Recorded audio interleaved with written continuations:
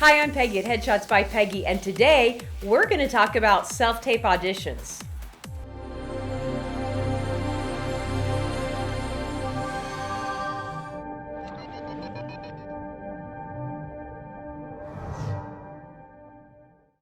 So, Colleen Basis and I have this amazing video planned for you guys. We are going to go through step by step what to buy, what you don't need to buy, and how to do a home setup so that you can do amazing self-tapes at home whenever you want. However, we haven't done it yet. And I don't know about you guys, but it's been crazy this week. So I decided I was going to cancel the vlog that I had planned, and I was going to do a self-tape survival lesson for you guys, because self-tapes can be a little bit intimidating if you're not used to doing them.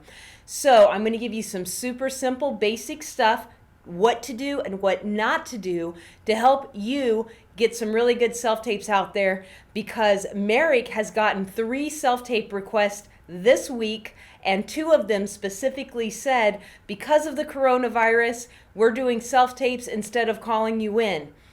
So that means a lot more self-tapes, because people are afraid right now and they don't want us all out there spreading our germs. So it's kind of important that we know how to do this. Now, the very first thing I want to emphasize is read the instructions. Read the instructions, read them again, and then read them a third time. Because a lot of times, if you do not submit these correctly, you're not even going to get a chance. And you've spent all this time, all this effort, getting your little setup, doing your self-tape, going through, making the files look good, sending them in, and then you don't name your files right or something simple like that, and they just don't even look at it. So seriously, if you have a printer, print out the instructions, highlight, make notes to yourself, because some of these are super complicated. Merrick and I do self-tapes all the time. We're pretty efficient at it. However, this one, normally they call people in. I don't think this casting office is really used to doing self-tapes. And they had the most complicated instructions I have ever seen on a self-tape. They wanted 4 individual files, all named different, and they wanted day of still shots. That, like, some was last name, first name, some was first name, last name, your character, slate. I mean, all these, like, it was a little bit complicated. Some they wanted uploaded to EcoCast, some they wanted on a Dropbox link. So you need to really read. Make sure that you do these things right. That is the very first thing. Now, I'm going to be probably jumping around a little bit in this video, because literally I woke up this morning in panic for you guys and thought, you know what, screw it, I'm doing self-tape today. So if I'm jumping around, take notes. The one thing that you need to know is some people don't even know how to rename a file. You know, if you're using your cell phone and you're uploading from your cell phone, you may not know how to change the file name. And naming the file is very important when you're doing self-tapes. They want that file named, because they're getting all these files, and if you don't have your name on it and the role that you're reading for on it the way they want it, they're just going to throw it out. And you've already gone to all this work. So if you don't have access to a computer and you're doing everything on your phone, go in and find out, if you have an Android, if you have an iPhone, go in and find out the best way to rename a file. This is a Google search. If you can't figure it out, upload that file to Dropbox, and in Dropbox, right-click and say rename file. Boom, there's your, name it the way you're supposed to name it, and then upload it from there. And these are things you can all do from your phone. Otherwise, get a friend that has a computer and knows how to do this. Anyway, so file names, that's super, super important. Now, I'm going to go backwards, because we kind of started at file name, because I didn't want to forget that. Go back to literally making the self-tape. So I have a seamless paper backdrop. I'm in my studio right now. This is one of several of my backdrops, and it's nice and smooth. I have over here a light bulb, It's literally a kitchen light, a household light, so it's yellow, and it just gives the background a little bit of texture so it's not flat and boring. Flat and boring is better than pictures and bookshelves and piles of mail and trash. Okay, so if you have that, throw a light up on the backdrop just to give it a little separation. If you don't, at least go to a thrift store and buy a flat sheet. Preferably like a dark gray. Gray always looks good no matter what. You don't have to worry about your skin tones. You don't have to worry about, what color you're wearing. That's a real neutral, easy color. A lot of people like blue. It really depends. But you can find a gray sheet. That's very feasible. Go find a flat gray sheet and iron it, okay? This is really important because if it's got those square folds in it, it looks super tacky behind you. Almost as tacky as piles of mail and crap, but not quite. Either way, iron it. Iron it so it doesn't have those lines on it. And if you have to thumbtack it up to your wall, thumbtack it up to your wall. Whatever you need to do. But when you're getting this sheet, remember that when you do video, it's wide. So you want the widest part of the sheet going this way. And you don't care like what's happening above my head and what's happening below my waist. You're not going to see that in your camera. So think about what you're going to see in your camera and make sure your background looks good. Okay, that's the very first thing you need is a solid background. If you don't have a sheet and you actually have a solid background or a fairly solid neutral background, do that. But here's the key. Don't stand right up next to the wall, because when you're right up next to the wall, you'll cast a hard shadow behind you, and that's going to be distracting. So if you're 3-4 foot from the wall, you have enough room to do that. That's ideal, okay? I know I'm going fast, but this is literally a survival guide to self-tapes because I'm sure you guys are getting them already. So that is first off. Now, I am going to show you my cheap and easy lighting, okay? Colleen and I are going to go into detail about really good lights to get, but today is Survival 101, okay? So, first thing, do not use a ring light, ever. But seriously, don't use a ring light for self-tapes. The reason is ring lights leave rings in your eyes. It's very distracting.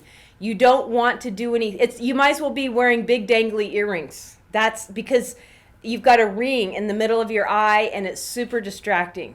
So don't use a ring light. Now you say, hey, I just bought a ring light. What do? I spent all my budget on this really cool ring light that everybody on TikTok says I need to have because that's where I go to get professional advice. Anyway, so let me solve your ring light problem. This is roughly $12 on Amazon. You can also go to a camera store, anywhere that has camera supplies. This is an umbrella. It is a diffuser. So what you do is you'd open this umbrella up, you would clamp it to your ring light so your ring light's shooting out through this. And that will get rid of the ring and diffuse the light and make it nice and soft and fill in your face. So if you already have one of those nasty, disgusting, cheesy ring lights, you can save it with a cool umbrella. Also, if you have an LED light, just like a floodlight, just even like a work light, they're like $5, $10 at Home Depot. Stick this on front of it, get it up so it's kind of hitting you at an angle like this. Make sure you don't have deep, dark circles under your eyes. And boom, there you go. You've got super cheap lighting and it'll work in a pinch. Again, we'll go into detail and get you a cool setup, but we're talking, holy crap, I'm getting self-tape auditions right now. What do I do? Okay, so that's your lighting. Now, if you have a selfie stick or anything that you can hold your cell phone, I'm assuming that you're doing these on your cell phones, and best case scenario, you've got a friend that can hold it, okay? Now, it's better if you have two friends. One friend that can hold and film you, and one friend that can read with you, assuming that there's, lines in it. The reason I say that is because if you're right here filming on a cell phone, the microphone's right here. So the person reading is going to be super loud, and you're going to be a normal volume. So you might, if you only have one person and they're reading, kind of have them hold their script over to the side a little bit, you can make it work. It'll be fine. Believe me, I am sure people are sending in crazy self-tapes right now. So we're just trying to get you to an acceptable level, something that will get you through this crazy corona, oh my God, we can't go to auditions time, okay? So that is ideal. Now, if you don't have anybody and there's no one that, is there to read lines with you, you can have a bookshelf. Prop that cell phone up, put a piece of tape on the floor so you know exactly where you're at. Turn on, do not use a front-facing camera. Don't do it. It reverses you. It's going to look off, so don't do it. Use the real camera and set it up where you think it is. Hit record, stand on your mark, go testing, testing, testing. Walk back, make sure your camera is marked exactly where it's at. Play that back and make sure you're in frame. If you're not, adjust it a little bit and do it again. Once you do that 2 or 3 times, you're going to get the hang of where that camera needs to be, and boom, you've got it. Again, it's always good to have at least one friend. And now's the time to make some actor friends, because you're not the only one that's going to need help. You've got a friend that's also going to be needing self-tapes, so make a pack. Hey, I'll help you do your self-tapes, you help me do mine, and, whatever. Now's the time to make self-tape buddies because you're going to need them. Because I have a feeling that before this whole thing is over, a lot of self-tapes are going to be out there. So let's get on top of this. Okay, so now, again, back to editing. You want to make sure that you're able to go in and cut off you running and running back and, in and out. Just put it right at the beginning and right at the end. That's it. And then, again, rename that file and you're ready to go. Now, if you happen to have a tripod, that's ideal. And even if you have somebody reading with you, having that camera, even if it's a cell phone on a tripod, is going to keep from all that movement and, ooh. So that is ideal. Now, let's talk about slates, because slates seem to be something that people are being picky about lately. Read, because sometimes they want you to, most of the times they want you to slate kind of in the frame that I am, pretty close up, shoulders, head. So slate. Hi, I'm Peggy. I'm reading for the role of blah, blah, blah. I'm, 5'4", whatever they ask you. I'm, out of LA. Whatever, read, slate exactly what they tell you to slate. Now, then a lot of times they want a full body. Some want you to pan, which means you start here and you move your camera down and then back up super slow. Some don't want to pan. Now, if you're doing this by yourself, there's no way you can do a pan unless you have a super cool remote and you can somehow hide the remote in your pocket. I don't know. So the pan probably isn't going to work if you're by yourself. So you'll have to just go out to a full body, which means move the camera back. Now, what's going to happen when you move the camera back, you're going to see the floor in front of you. You're going to see the backdrop in the wall, and you're going to see sides where your sheet's not on the wall. So keep it as neat and clutter-free of your personal stuff, but don't worry about that, because this is a slate and they understand. They're going to just be focusing on what they want to see. Do you have 2 feet? Do you stand kind of normal? Whatever it is they're looking at, they're going to be looking at that. They're not going to be looking at what's on the sides. However, just keep it neat. It's okay that the wall's showing behind your backdrop and the floor showing. Again, just kind of move all your clutter out over to the side so that it's not seen. I only say that because I'm on social media and I see some of you guys' pictures and I'm like, wow, I would have put my dirty underwear away before I took that selfie. But that's just me. So, think of stuff like that, because it's kind of, unprofessional. Just saying. Anyway, you want to be above and ahead of the game. And so these are survival tips to get you ahead of the game right now in this time of crunch. So I think I covered all the main basic things that are going to get you, through this. Now, I never, ever, ever promote my own studio on these videos, but today I am, and only because I'm giving you a really good deal, because this is kind of crazy time right now. I do offer self-taping in my studio. My prices are already literally rock bottom for what I do. I have a nice setup. I have 3, 4, 5. I have 5 different backdrops for video production, and so I have a different sound. I put everything together. It starts at $20 to do like a 15-minute. You come in, you're ready, boom, and within an hour I have the file for you.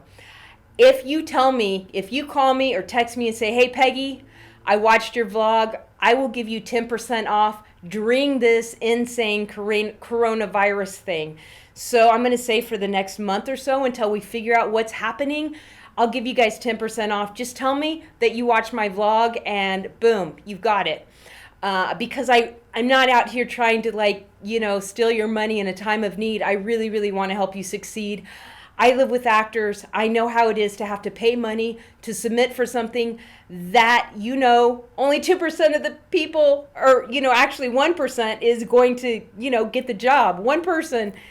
And, you've got to pay money to do this, and you don't know if you're going to get the job, but you can't not submit. So I get it. So that's why I'm trying to offer this. We have readers here. I read. If Merrick's here, he'll read with you. We also have a 15-year-old. If it's a kid, you need a kid reader if you do it after school. We've got this set up here, and I'm willing to help you guys out during this little crunch time. I never offer discounts to anybody except for my prior clients. However, you guys are kind of like my bros. You hang out with me every week. So this is for you, for this little crazy, oh my God, I'm getting all these self-tapes. What the heck do I do? And I do self-tapes. Last night, I finished my last self-tape at 10:30 p.m. because, I get it. That's kind of how it is. Hey, I just got a self-tape. It's due at 9 a.m. Yeah, I know. So that's what we do. Text me, call me, say, hey, my name is, tell me your name, because it's always weird to get a ton of phone numbers and I can't remember who belongs to who. So the first time you text me, say, hey, my name's whatever, and I need self-tape, or I need headshots, whatever. But also, if you just have a question, if you're like trying to do a self-tape and you're freaking out because things aren't working right, text me, and if I'm not busy, I will pick up the phone and call you, and I will walk you through it and help you get this done, because it's not that hard. It's just something new to you. You can do this. You got this. Thank you guys so much for hanging out with me every week. You don't know how much you mean to me. I absolutely love seeing that I get like a ton of views and people are sharing this all over. I really appreciate it. Leave me comments, share this. Most importantly, have an amazing week, and I'll see you next week.